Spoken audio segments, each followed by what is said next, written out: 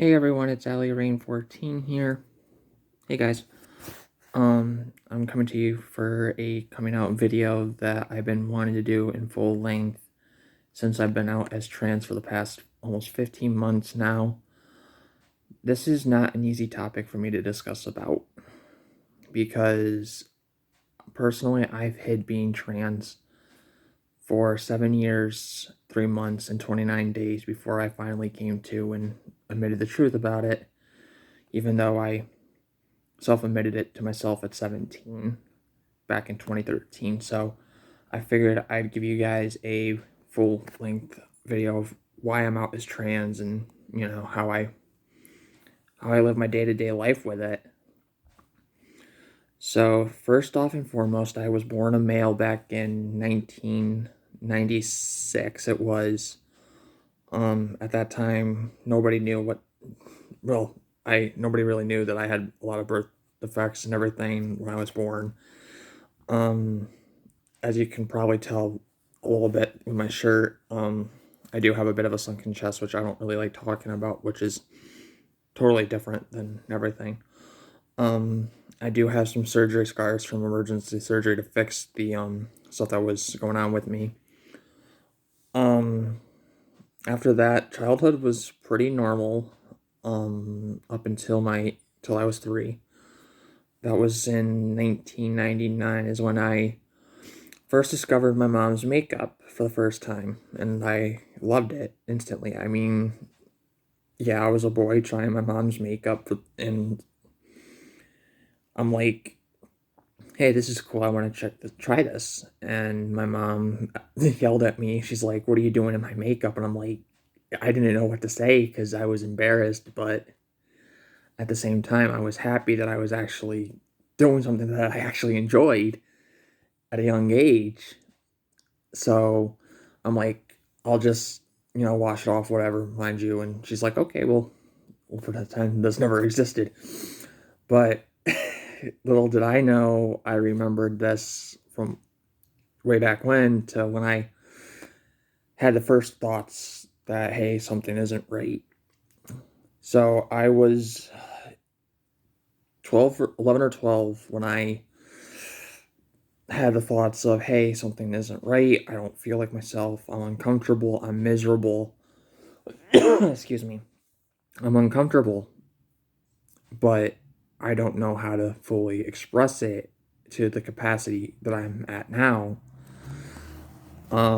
So I basically just kept to myself and really didn't think much of it. I'm like, hey, I'm gonna live my normal boy life and live the life that society has always wanted me to live in. And I'm like, to myself, I'm like, no, this isn't gonna work because I'm different. So when my parents split, the feelings of, hey, I'm different and everything came to again. I'm like, I got to do something, and I got to do something now. So I was 14, 15 when I had the second, well, the 1.5 thoughts of, hey, I'm trans. But I didn't realize that there was a word for it then. I just thought I was just a boy trapped in a girl trapped in a boy's body. So I'm like, okay, this is definitely really weird. I just thought all this time I would be bisexual and, live a normal life and everything. But this wasn't my life. I was literally living in a shell that wasn't me. I mean, I was disappointed in myself. I was miserable. I was not happy.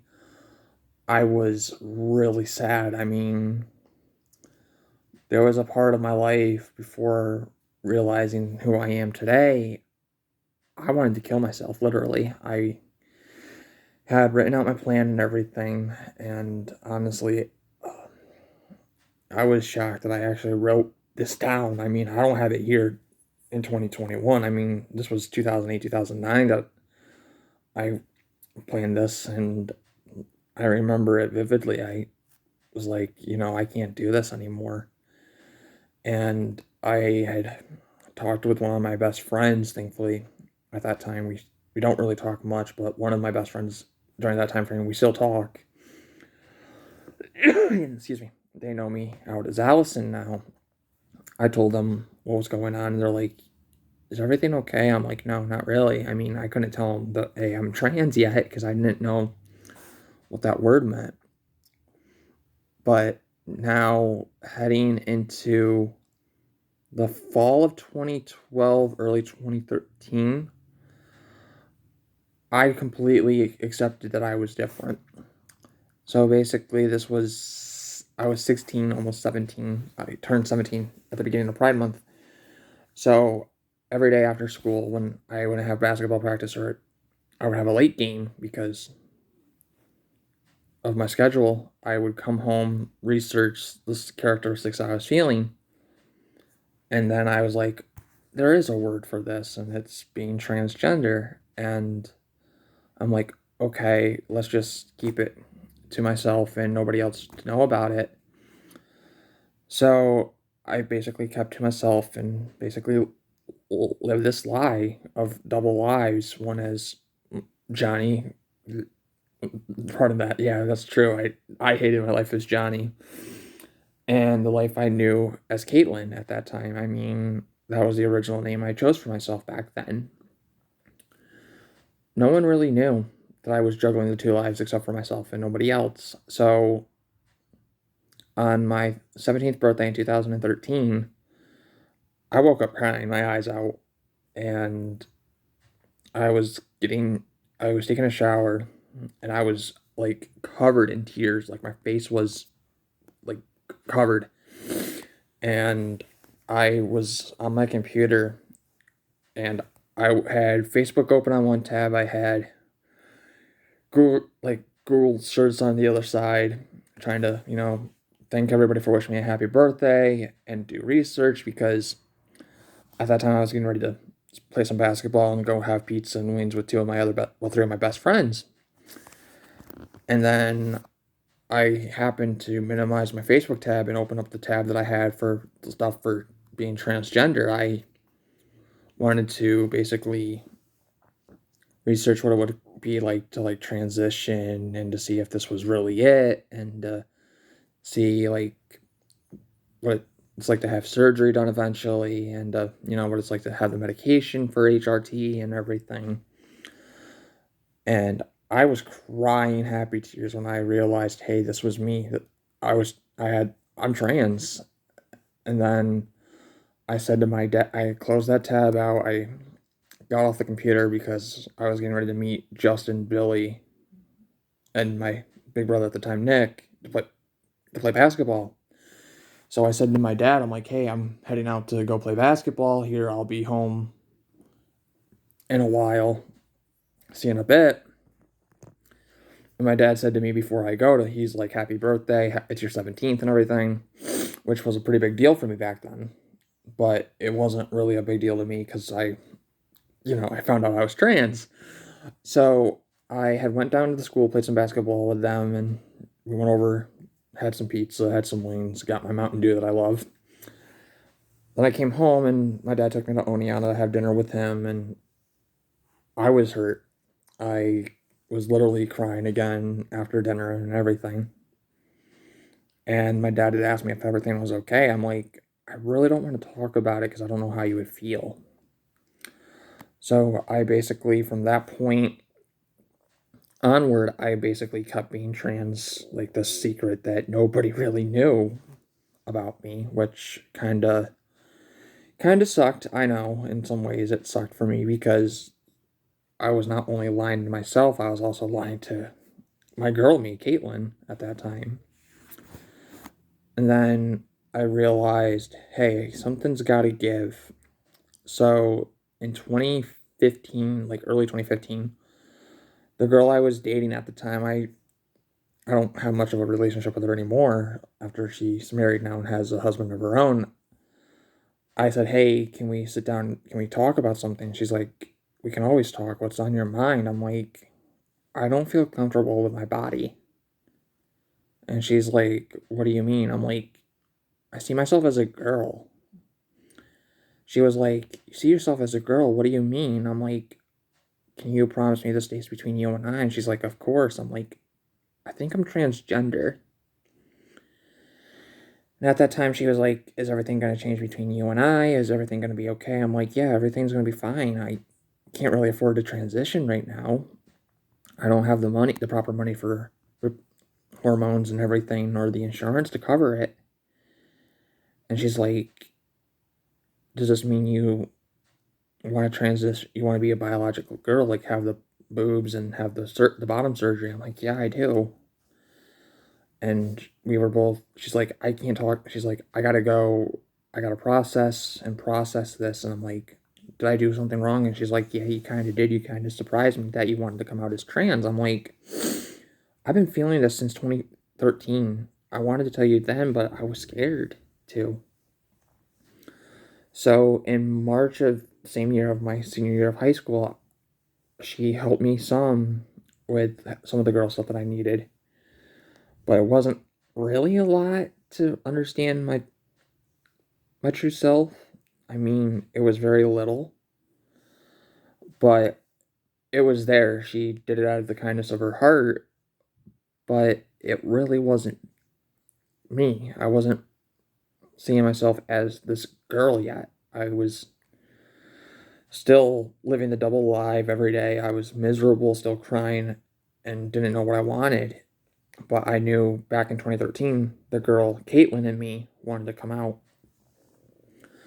So I basically said to her, I'm like, thank you for everything you're helping me with. And it was very difficult for me.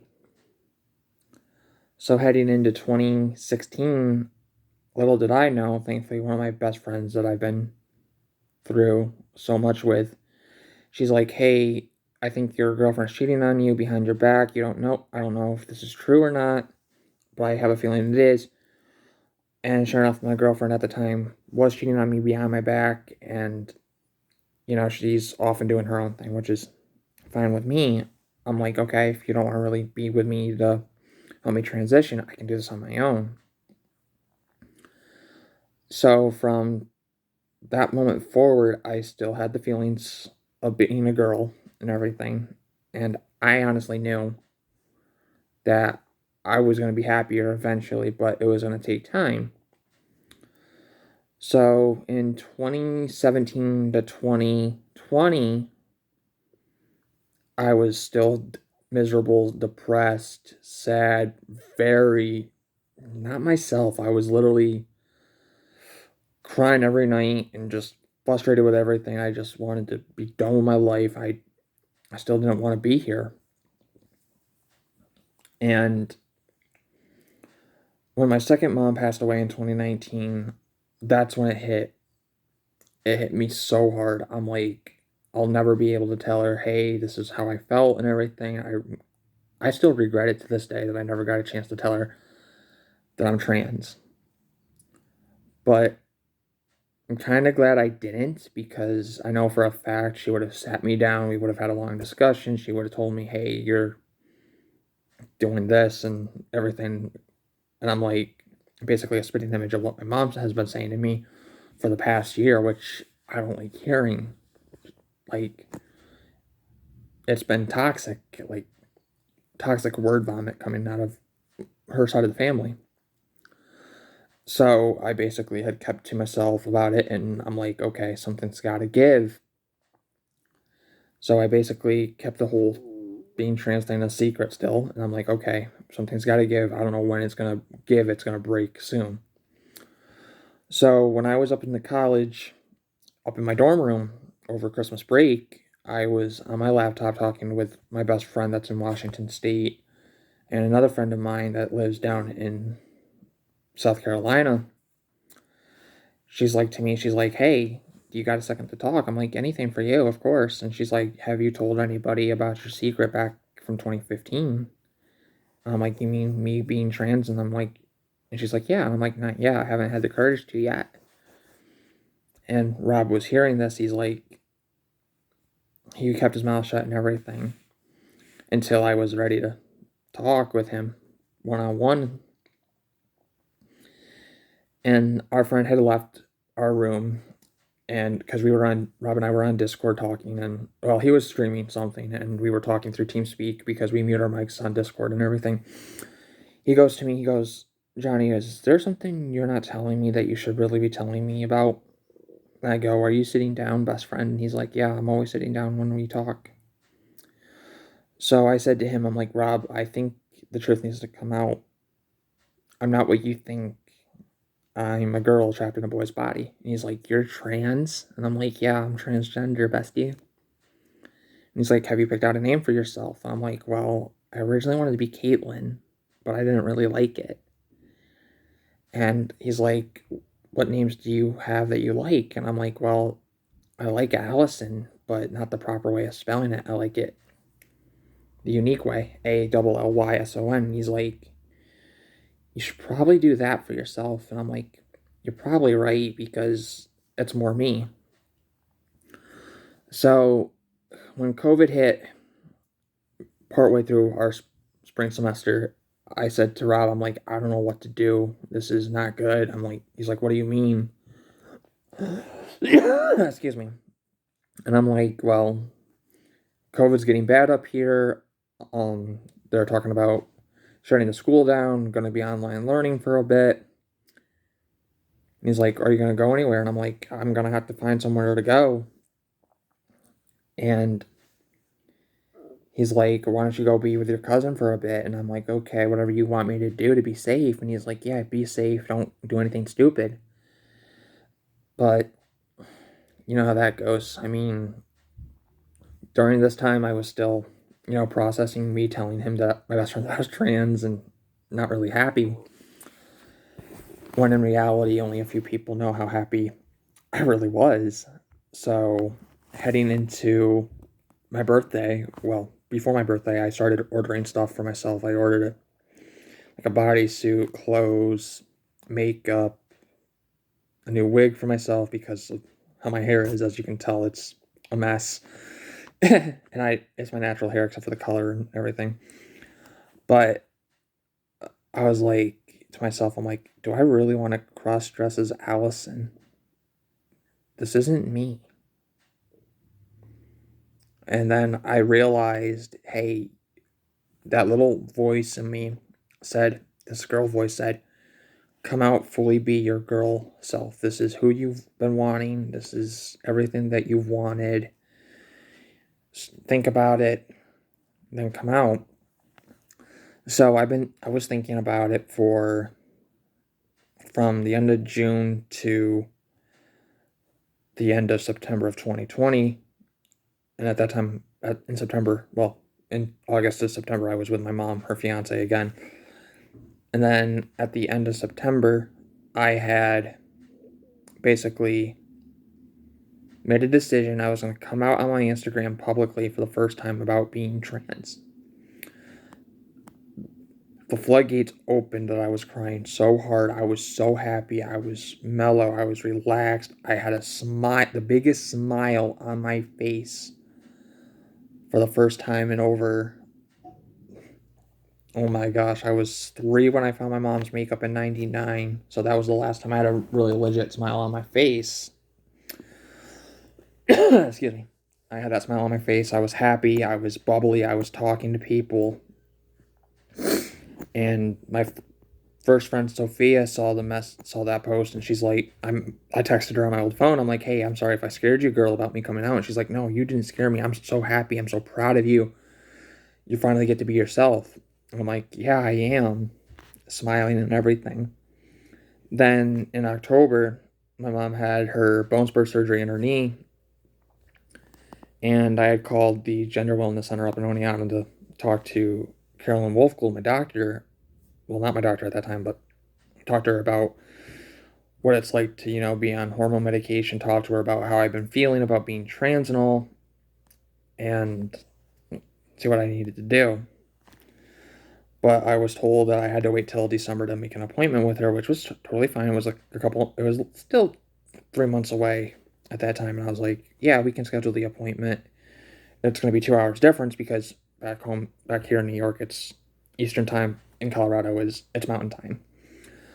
But I had realized, hey, this is going well for me. I'm finally happy. I'm laughing, I'm smiling, I'm crying happy tears. This is who I'm really becoming. But at the same time, I could just see it on my face, even though through everything I was still this miserable boy. That's not me.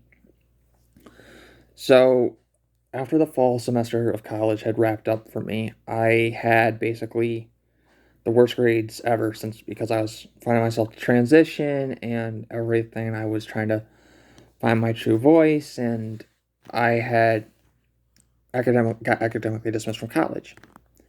So I had made a phone call to my favorite teacher slash advisor at the time, who has been my ally for 3 years. No pun intended on my name, by the way. But he's been there for me since 2019 when I needed someone to help me, get through everything with my second mom and, get me from point A to point B. So we talked and I told him, hey, I need you to help me appeal for my academic dismissal. And he's like, academic dismissal? Johnny, that's not like you. And I'm like, are you sitting down right now? And he's like, I kind of am. I'm sitting down.